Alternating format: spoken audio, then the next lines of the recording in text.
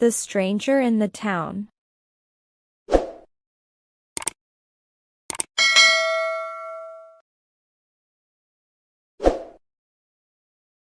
In a small, quiet town called Greenhill, everyone knew each other.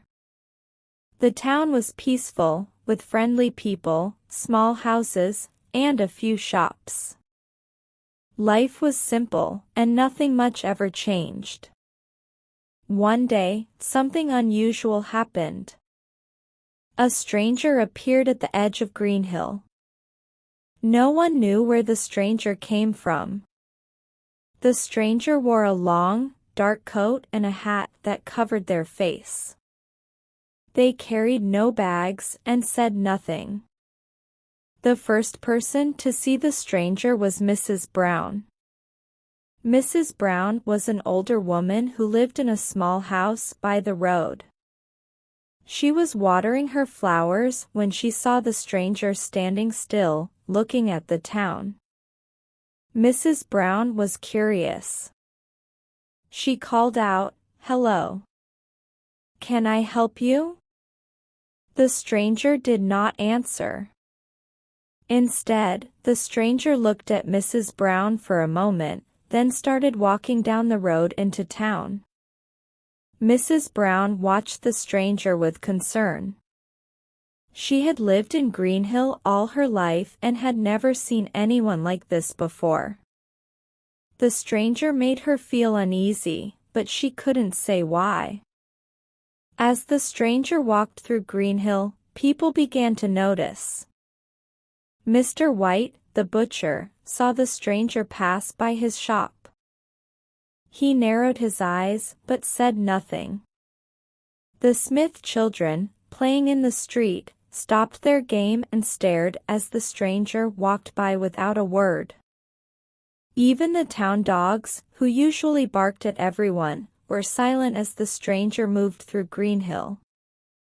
The stranger did not talk to anyone. They walked slowly, as if looking for something, but no one knew what it was. Finally, the stranger stopped in front of the old church in the center of town. The church was the oldest building in Greenhill, with tall stone walls and a big bell tower. The stranger stood there, looking up at the church. People began to gather, whispering to each other. Who was this stranger? What did they want? The town mayor, Mr. Green, walked up to the stranger carefully. "Good day," said Mr. Green.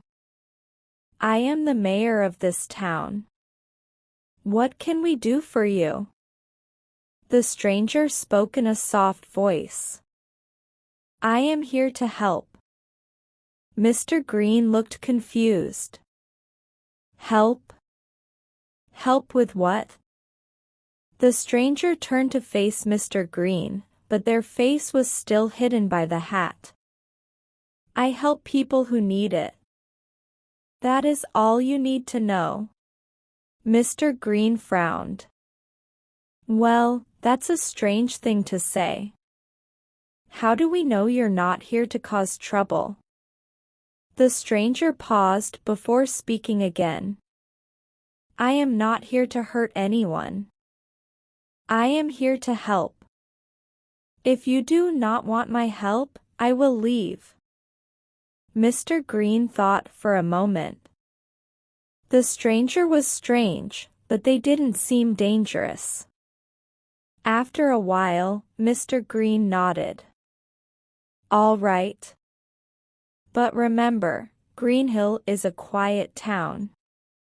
We don't want any trouble." The stranger gave a small nod and turned away from Mr. Green. They walked slowly down the road again, heading towards the edge of town. The townspeople watched the stranger go, still unsure of what to think. For the rest of the day, the stranger stayed on the outskirts of Greenhill. They walked near the fields, stood by the forest, and once, briefly, near the old cemetery where the people of Greenhill buried their loved ones. But the stranger did not speak to anyone else.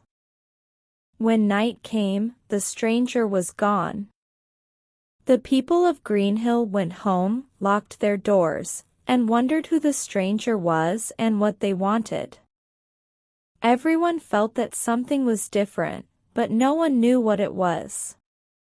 The next morning, Greenhill woke up to a surprise. Near the town square, where everyone could see, a new fence had been built around the old park. The fence was strong and sturdy, made of fresh wood. No one knew who had built it, but it was clear that the work had been done overnight. The townspeople gathered around the fence, talking and wondering. Mr. White, the butcher, scratched his head. "Who built this? I didn't hear anything last night." Mrs. Brown, who had seen the stranger the day before, spoke up. "Do you think it was the stranger? They did say they were here to help." The people of Greenhill looked at each other, puzzled. Could it be that the stranger had done this? But why? The old park had been falling apart for years, and no one had cared much about it. As they were talking, the stranger appeared again, standing quietly at the edge of the square. The townspeople turned and stared. The stranger said nothing, just watched them with a calm, steady gaze. Mr. Green, the mayor, stepped forward. "Did you build this fence?" he asked the stranger. The stranger nodded slowly. "But why?" asked Mr. Green, still confused. "Why did you do this?" The stranger's voice was soft but clear. "The children need a safe place to play. The old fence was broken. Now it is fixed." The townspeople were silent, unsure of what to say. It was true that the old fence had been dangerous, with sharp, broken pieces of wood sticking out. But no one had taken the time to fix it. Now, the park was safe again, and it was because of the stranger. Finally, Mrs. Brown spoke up. "Thank you," she said. "It was very kind of you to do this." The stranger gave a small nod but said nothing more. After a moment, they turned and walked away, disappearing down the road. The people of Greenhill didn't know what to think. The stranger had done a good deed, but the mystery of who they were and why they were helping still hung over the town. Some people felt grateful, while others were still wary.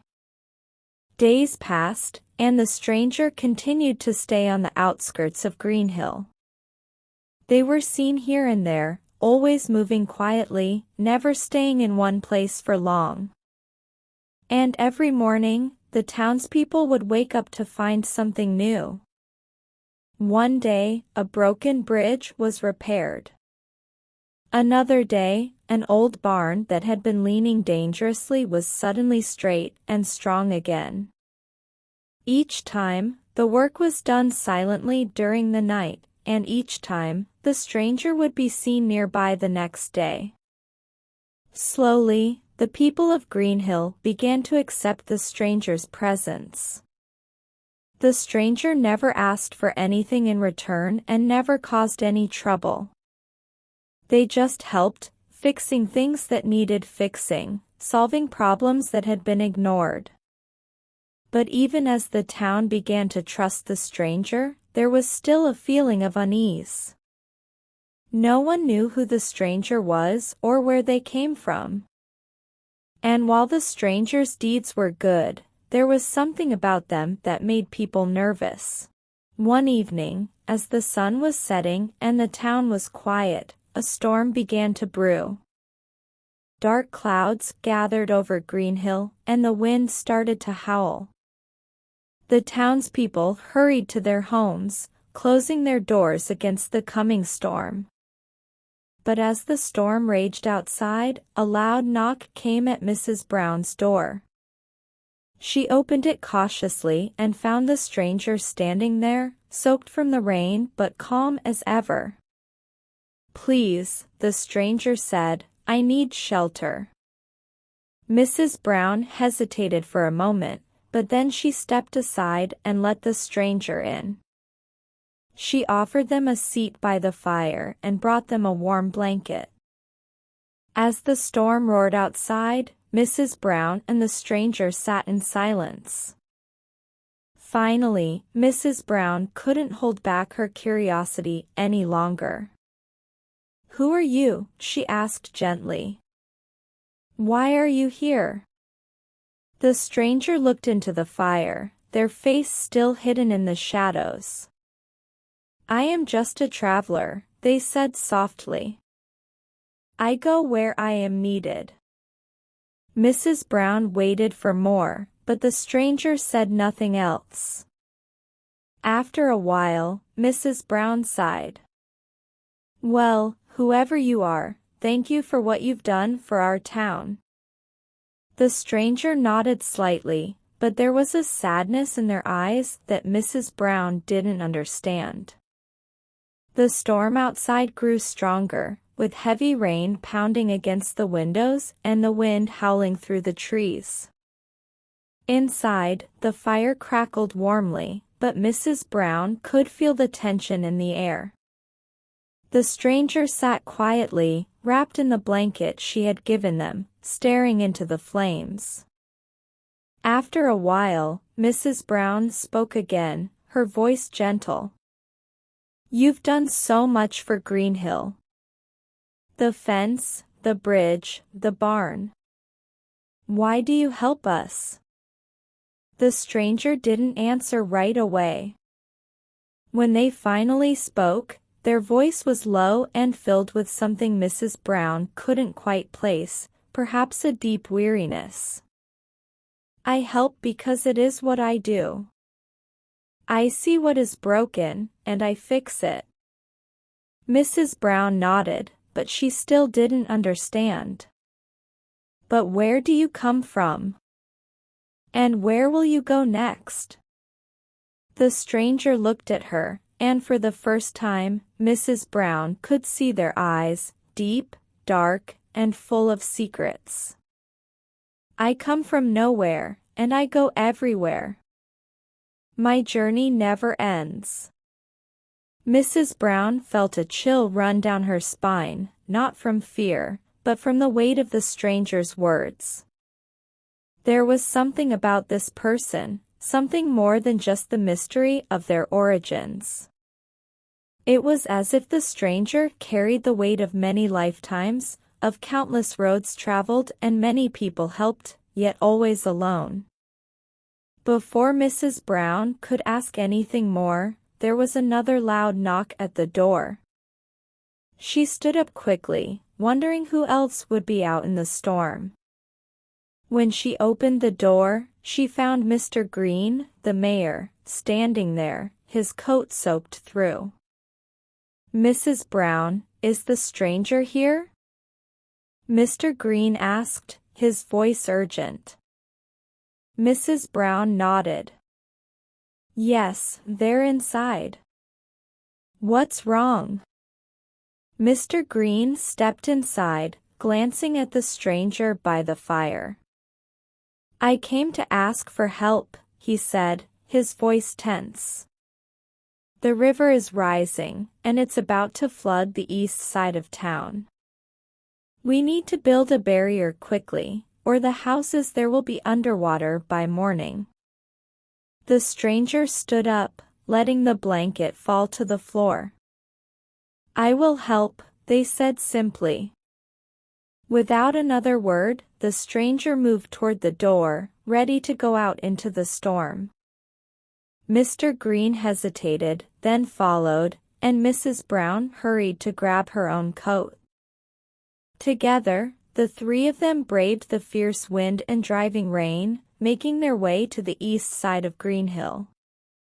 When they arrived, they found the river had already begun to overflow its banks, and the water was rising fast. A group of townspeople had gathered, working frantically to build a barrier with sandbags, logs, and anything else they could find. But it was clear they needed more help. The stranger immediately took charge, directing people where to place the sandbags and how to strengthen the barrier.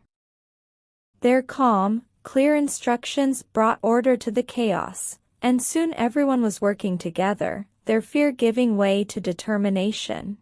Hour after hour, they worked through the night, fighting against the rising water. The stranger never stopped, never rested, moving with a strength and purpose that seemed almost unnatural. Finally, as dawn began to break, the rain started to ease, and the river began to recede. The barrier held, and the houses on the east side of Greenhill were saved. Exhausted but relieved, the townspeople gathered to thank the stranger. Mr. Green approached them, his face full of gratitude. "You've saved our town. We couldn't have done it without you." The stranger nodded but said nothing. There was no joy in their expression, just the same calm, distant look. As the townspeople started to head home, the stranger turned to leave as well. But Mrs. Brown, who had stayed close, reached out and touched their arm gently. "Will you stay?" she asked, her voice soft. "We could use someone like you here, someone who cares for the town." The stranger looked at her, and for a moment, there was something almost like sorrow in their eyes. "I cannot stay," they said quietly. "My path leads me elsewhere." Mrs. Brown wanted to say more, to ask the stranger to reconsider, but she knew deep down that it would be no use. The stranger was not meant to stay in one place. They were a traveler, a wanderer, always moving, always helping, but never settling down. With a final nod of farewell, the stranger turned and walked away, disappearing into the morning mist. As the people of Greenhill watched the stranger go, they felt a mixture of sadness and gratitude. The stranger had come into their lives like a passing storm, unexpected, powerful, and leaving behind a town that would never forget them.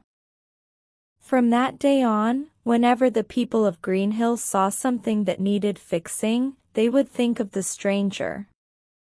And though the stranger was gone, their presence was felt in every kind act, in every helping hand, in every effort to keep their town safe and strong.